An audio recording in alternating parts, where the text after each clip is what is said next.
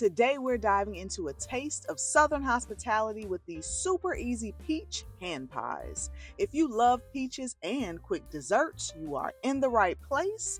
Let's get baking.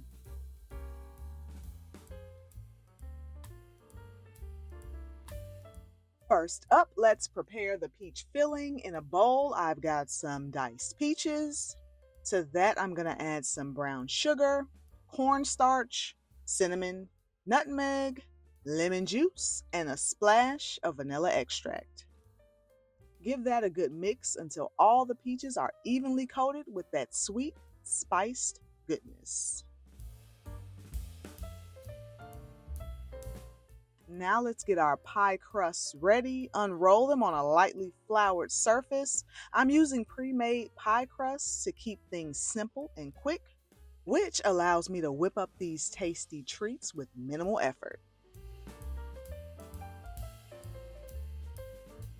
Grab a circle cutter that's about 4 inches in diameter. You should get about 10 to 12 circles from each crust. And if the dough starts to get too warm and tricky to handle, just pop it in the fridge for a few minutes to firm it up. It's time to assemble the pies. Place about 1 to 2 tablespoons of that peach filling right in the center of each circle. Now fold the dough over the filling to create a cute little half moon shape. This next part was always my favorite as a kid, pressing the edges together with a fork to seal them. You will be tempted to overfill, but trust me, a little goes a long way.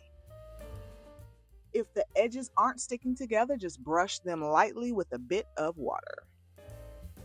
Arrange your hand pies on a prepared baking sheet and we're almost ready to bake. But first, let's brush them with a quick egg wash so they turn out beautifully golden brown. And for a bit of extra crunch, I like to sprinkle a little turbinado sugar on top of each pie.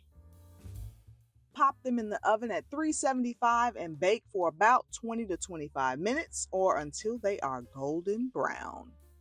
The smell in your kitchen will be irresistible.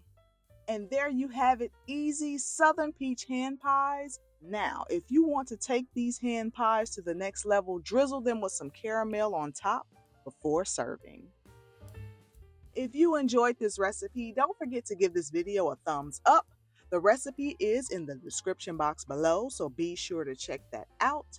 And if you haven't already, hit that subscribe button for more delicious recipes. Thanks so much for watching, and I will see you next time. Bye.